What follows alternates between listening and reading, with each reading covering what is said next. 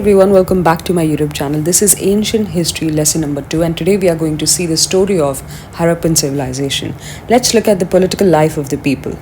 So they were very peaceful people, and Harappan civilization was not an empire because there is no evidence of king or a palace. And secondly, it is believed that the Harappan towns were looked after or administered by a priest. Also, there is no sign of war that has been found. Usually, when a king dies, he is buried with a large number of wealth in the royal tomb. But in the Indus Valley civilization towns, we don't find such kind of tombs. Also, there were no temple structures. So, ये जो priest की बात हो रही है, उसे साबित करने के लिए, we don't have a temple structure or an evidence that temple exist करता था या नहीं. But priest exist करता था, इसका एक बहुत ही strong evidence है. And the evidence is this broken idol of priest that has been found during the excavation. इसलिए ये जो theory है कि priest ही राजा का role भी निभाते थे, it's somewhat true because the similar pattern has been observed in Mesopotamian civilization excavation and studies as well. अब religion exist करता था या नहीं ये कहना बहुत मुश्किल है because we don't have a temple structure that we have found yet. And secondly, religious practices ज़रूर थी. They used to worship nature, sun, wind, Agni, fire. So those were holy things to them. So the Harappan civilization was divided into these 4 cities. First Dholavira, second Kalibangan, third Mohenjo-daro, and fourth Rakhigarhi. In part 2, we are going to see how Mohenjo-daro was destroyed because of floods. But remember this, कि हर city में trading committees होती थी. So these people were mainly traders. Okay, so these committees existed. Now let's look at the social life of Harappan civilization. So life was full of enjoyment and happiness. Society में दो distinctions थे. Some people were rich, some were poor. The rich people had big houses, poor had smaller houses. So evidences of farming, trade, good architecture, sanitation or proper drainage system existed. So they all had a nice, comfortable life. Now when we talk about social life, उनमें आपस में रिश्ते जो आज हमारे रिश्ते exist करते हैं of mother father and sisters and cousins husband wife, ये सारे रिश्ते उस वक्त एग्जिस्ट करते थे नहीं करते थे, कोई क्लू या एविडेंस नहीं उस चीज़ का. But definitely about women there are certain clues that women used to beautify because female graves में से कॉपर के मिरर्स, आइवरी, कोम्स, ये सारी चीज़ें मिली हैं. So when they were buried ये सारी चीज़ें भी साथ में बरी की गई थी, जिससे ये समझ में आता है कि दे वर इनटू ब्यूटिफिकेशन. उन्हें तैयार होना, ज्वेलरी पहनना अच्छा लगता था. So at a place called Lothal kajal exist करता था, उसके कुछ एविडेंसेस मिले. So we can say that women used to apply kajal, also maybe men used to apply kajal, and the above points and findings are pointing towards or signifying कि they used to live an urban lifestyle. उनका lifestyle rural नहीं था. They were much more modern in their approach and in their lifestyle. Also, both men and women used to wear ornaments made of gold, silver, copper. Now, female used to wear bangles, anklets, and it is said that maybe that is an indication of marital status. Also, evidences of red vermilion or sindoor are also found, जो शायद beautification के लिए use किया जाता होगा या तो फिर it was signifying marital status. Since these people were leading an urban life and they had pretty modern life style, तो एंटरटेनमेंट के लिए भी तो कुछ होना चाहिए. So for that they use to play games like chess. Chess में आज के पीसेस जो हम यूज़ करते हैं वैसे नहीं, they use to use birds. ठीक है, अलग अलग तरह के बर्ड्स होते थे as the pieces. And evidences ये भी सिग्निफाई करते हैं कि चेस का जो गेम है वो इंडिया में पहली बार खेला गया. So India gave the world the game of chess. Typical Indian games भी खेले जाते थे जैसे ludo, and dices were made out of ivory. Now let's look at some interesting facts. Games were used as a solution to resolve fights as well. अगर कोई लड़ाई हो जाती थी तो वो लोग तलवार और चाकू लेके नहीं पहुंच जाते थे. इनफैक्ट दे यूज्ड टू से चलो चेस खेल लेते हैं, जो जीतेगा that's the winner. So they used to avoid war or violence. This again signifies that they were pretty peaceful people. Further evidences of toys have been found. छोटे छोटे खिलौने भी एक्सकेवेशन में मिले हैं, एंड बच्चों का खिलौना एक होता है झुनझुना, वो भी मिला है. सो Kids used to have toys and they used to play with that. Dance and music were also the modes of entertainment. They knew dancing and singing, and to prove that, a statue of a dancing girl has been found. In the later part of the video, we are going to discuss about her in detail. Also, remains of a huge drum has also been found, and it was called Pakhavaj at that time. This has been asked in the past prelims paper. Now let's look at the town architecture. So the town was divided into two parts. Upper town was called citadel, lower town was houses of common people. Upper town was fortified and it was on a raised mound to protect from floods. Elites used to live in the citadel part. Now here you can see in the picture how the town was planned. So you can see the citadel, that is the upper town, and these are the lower town places where common people used to stay. And you can see two very important structures, Great Bath and Great Granary, and their remains have been excavated. So the town was divided in grid patterns. Roads were cutting each other at 90 degree.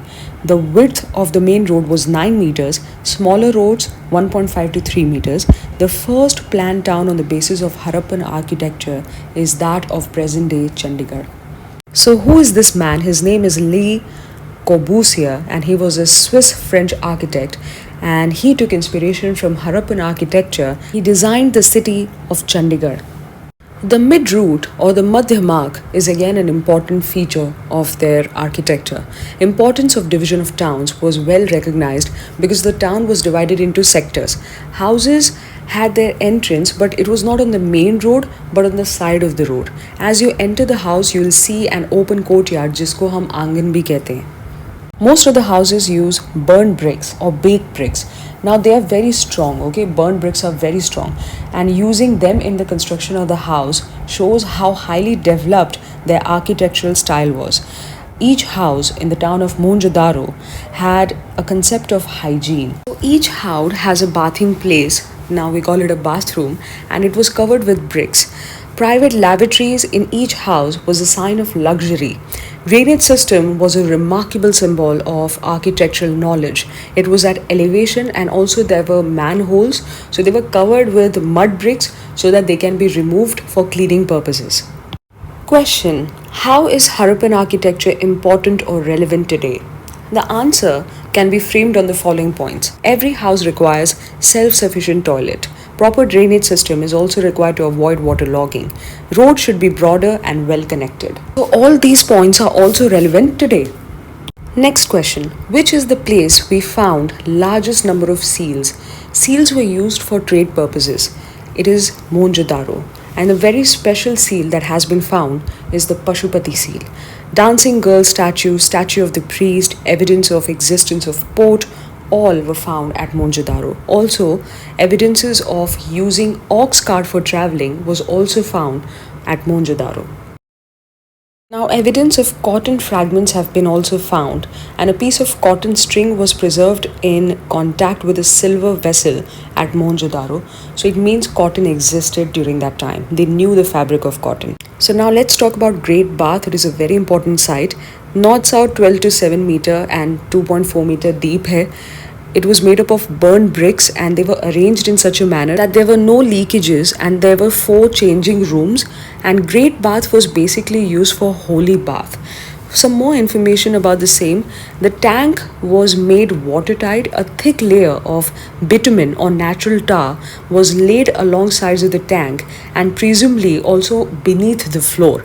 A series of rooms were located for obviously changing purposes. Rainwater also may have been collected for this purpose, but no inlet drains have been found. Now let's talk about granary. So 45 metre north south 45 metre east west इसका measurement है. 2 rows थे, 6 rooms थे, and each room measured 15.2 to 6.1 metre. Excavation sites के number दिए गए हैं obviously for reference purpose. अगर आप टूरिस्ट हैं वहाँ जाते हैं तो अगर ग्रैनरी देखना है तो किधर जाएंगे, तो आप R37 साइट नंबर पे जाएंगे. This was asked once before in prelims. Some more information on the granary. So small triangular opening may have served as air ducts. So ventilation का इंतज़ाम किया गया था. अब बहुत सारे जो scholars हैं, they agree that this particular site is that of a granary. अब काफ़ी सारे जो स्कॉलर्स हैं ये मानते हैं ये जो जगह है जो आपने पिक्चर में देखी, it's actually a big place जहाँ पे मीटिंग्स हुआ करती होंगी. So there is very little evidence to prove कि यहाँ पे फूड ग्रेन्स को स्टोर किया जाता था. An important question, which is the most common form of burial in Harappan times? That is extended burial. Now let us see different kind of burials existing during that time. Questions have been asked from Harappan burial practices, so please be focused. This is how an extended burial looks. The body is laid on its back, head is in the north, feet are in the south. ठीक है. अब इसका reason नहीं है, कोई specific reason नहीं मिला है कि नॉर्थ साउथ डायरेक्शन में क्यों बॉडी को लेटाया गया है. The second type of burial is urn burial. तो ऐसे टेराकोटा पॉट्स में बॉडी को ट्विस्ट करके रख दिया जाता था. ठीक है. Third is post cremation burial. In Hinduism जब क्रिमेशन किया जाता है तो the bones and ashes are then immersed in water, but they use to actually keep those bones or ashes in a burial. When a person dies, pots are arranged around a head. So एक और तरह का जो burial था उसमें ये देखा गया कि एक dead body है और उसके आसपास काफ़ी सारे pots हैं. That was signifying social economic life of that person after death. The next type of burial is a symbolic burial. Person must have died somewhere else, but उसकी याद में in the person's honor burial was made and last rites were performed. Such evidences are found at Kalibangan, which is in present day Rajasthan. Disposable burials भी होते थे. Body was left for the vultures to eat. Question: burial representing Sati system was found where? It was found in Lothal. There is one male skeleton, another one is a female skeleton. जो तीसरा skeleton है that remains unidentified. Male है female है पता नहीं.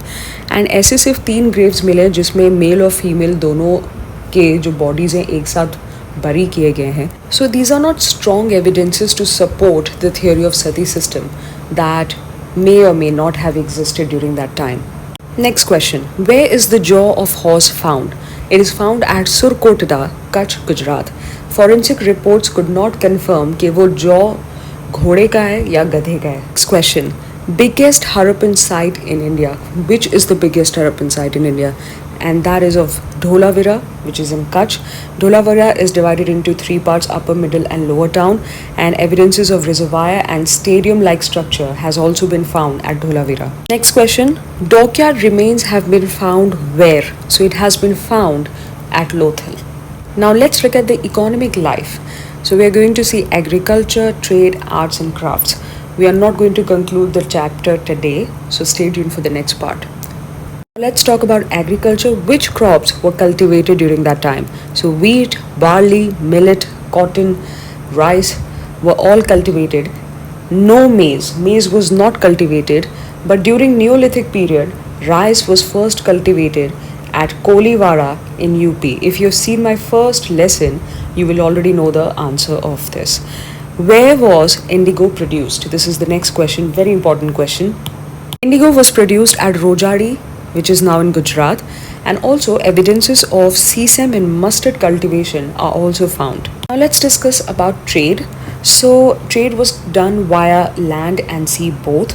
Mesopotamia के साथ और सेंट्रल एशिया के और जो दूसरे कंट्रीज़ है, सुमेरिया, बेबीलोनिया, इन सारी जगहों के साथ भी ट्रेड किया जाता था. एंड इनको सपोर्ट करने के लिए, इन बातों को सपोर्ट करने के लिए काफ़ी सारे एविडेंसेस हैं, काफ़ी रिसर्च किया गया. सो नाउ लेट्स सी ये कौन से एविडेंसेस हैं और उन एविडेंसेस में क्या पाया गया. One of the major evidences is that of an inscription that was found in Mesopotamia. So ये inscription को decipher किया गया, इसको decode किया गया और क्या पता चला. It was found that Mesopotamia used to import goods from 3 Harappan areas. First, Dilman, which is present-day Bahrain. Second, Makkan, which is present-day Oman. And the third area was of Meluha, which is Harappan area of India.